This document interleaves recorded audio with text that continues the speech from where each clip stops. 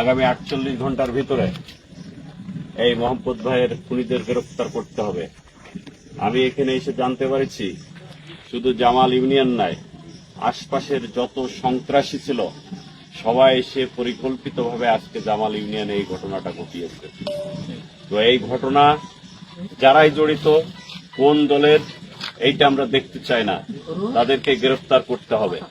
যদি গ্রেফতার না করা হয় তাহলে পরবর্তী ব্যবস্থায় ইউনিয়নের মানুষের সাথে যোগাযোগ করে আমরা অবশ্যই এই খুনিদের গ্রেফতারের জন্য প্রশাসনের উপর চাপ সৃষ্টি করার জন্য আমাদের পক্ষ থেকে যে যে কর্মসূচি নেওয়ার দরকার আমরা সেই কর্মসূচি নিব।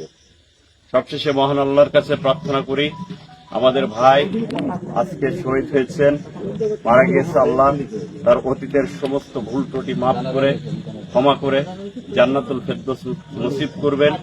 একই সাথে এই পরিবারের যারা সদস্য আছে, রাজনৈতিক সহকর্মী আছে, তারা যাতে এই ঘটনা ধৈর্য ধারণ করতে পারে এর জন্য আল্লাহর কাছে প্রার্থনা করে আমি আমার কথা শেষ করছি।